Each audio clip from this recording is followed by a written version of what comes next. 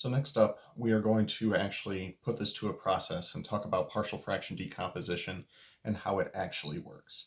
So the thing that you'll have to be is given a rational function or rational expression, as the case may be.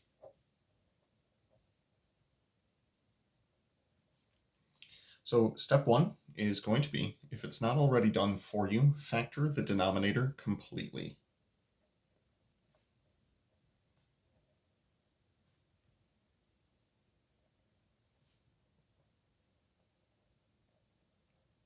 Over the real numbers.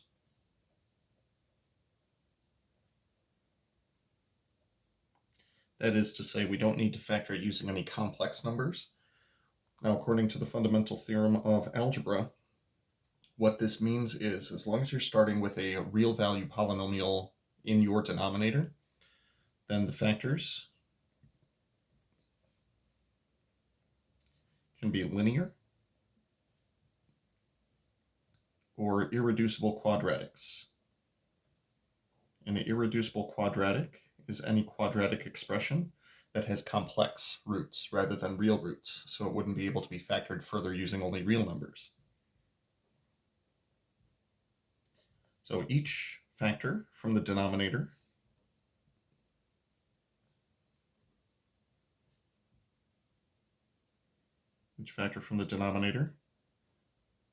gets its own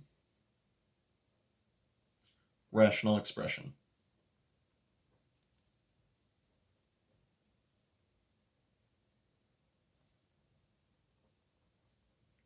With an unknown numerator. And by unknown numerator, I mean we're going to start by calling it a variable and then solve for the variable. Now, in the event that what you have is linear in the denominator, that means that we could set it up as, we'll just use the typical thing that we use for linear stuff, which is mx plus b. Your numerator is going to be unknown, so I'm going to refer to it as capital A. Now, the thing is, whatever degree you have in the denominator, your numerator should be one lower than that. So something linear, where x is your variable, this has a degree of 1. So your numerator should be a degree of 0. In this case, that would be just a constant. In the event that you have an irreducible quadratic, that means that your denominator takes on the form ax squared plus bx plus c and cannot be factored any further over the real numbers. This would be a degree of 2. I would want to see a degree that is 1 lower in the numerator. So for something like this, I would probably do something like capital A times x plus b. What I would recommend doing is, as they are getting their own individual fractions, just go sequentially in the alphabet. Start with capital A, then capital B, then capital C, then capital D, etc., etc. Now, after you do that, you'll be setting up your original rational expression as equal to a big old sum and difference of linear or irreducible quadratics in your denominator. At this point, you are going to multiply both sides by the lowest common denominator.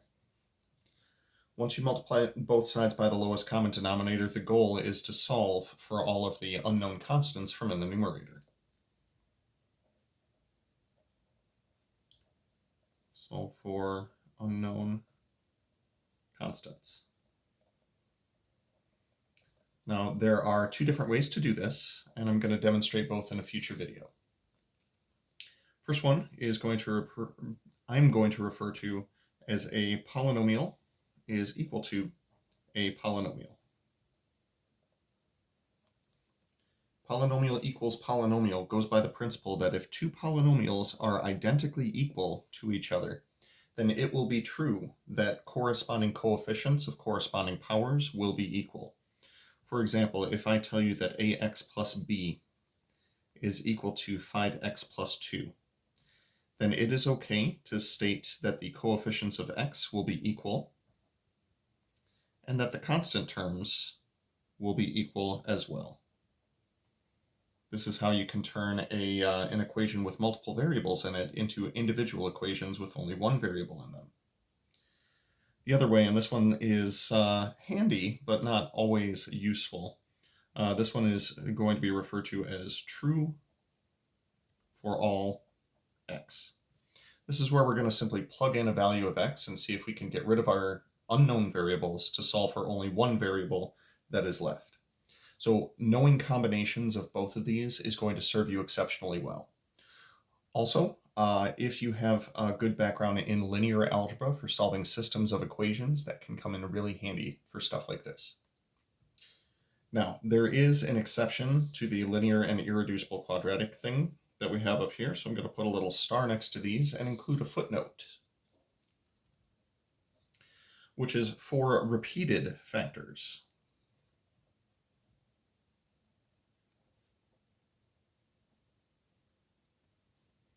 For repeated factors, it will be necessary to split so that each power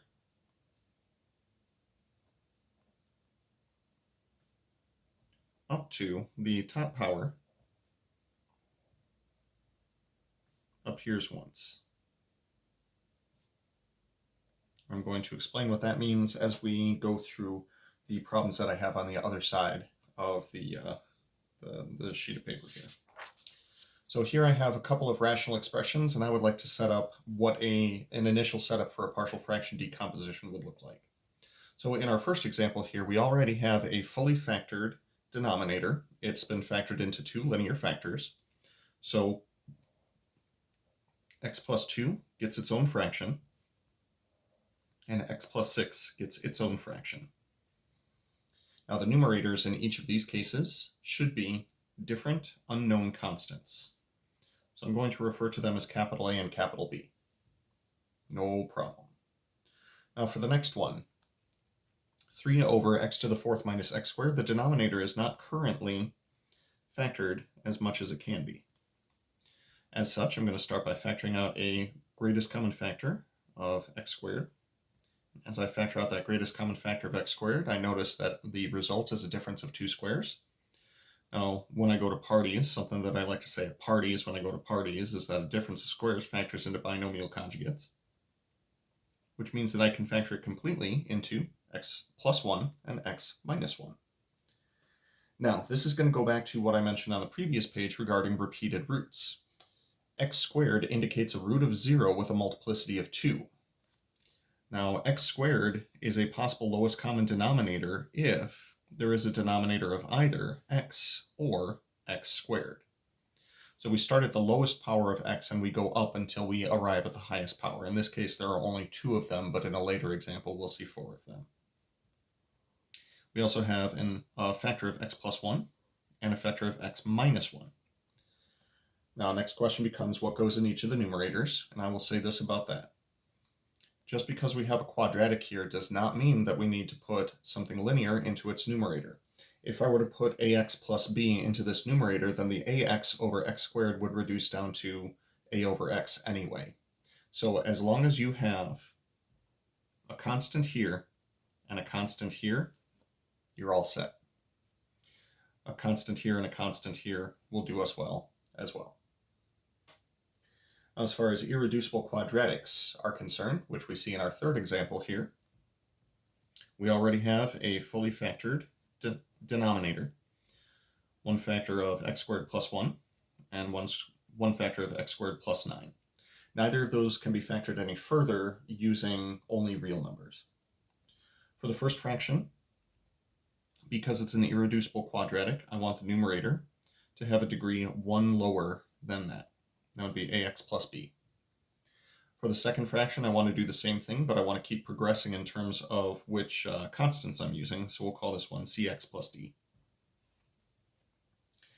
Then, that is the initial setup for our partial fraction decomposition. We would try solving for all of the constants after that. And finally, one more example where we have a repeated root.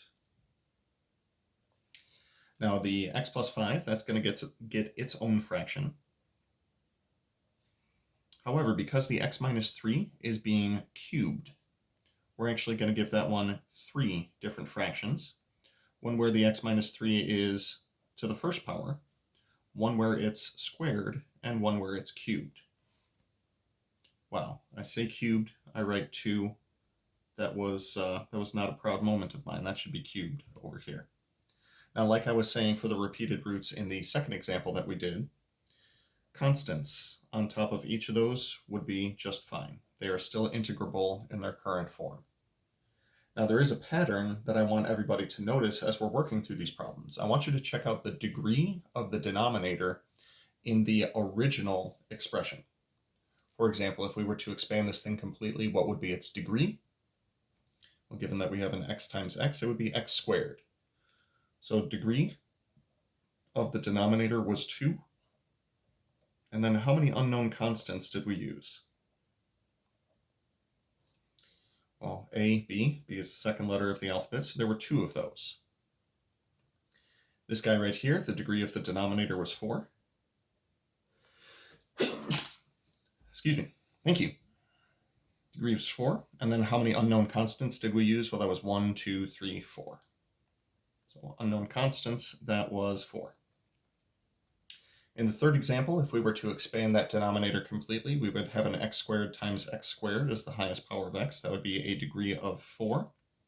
How many unknown constants? That would be 1, 2, 3, 4. Unknown constants, 4.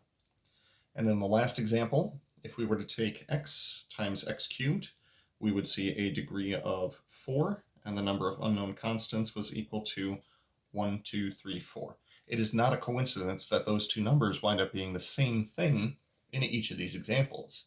If you start with a degree of 2, I should see 2 unknown constants. Degree of 4 should be 4 unknown constants, and so forth and so on.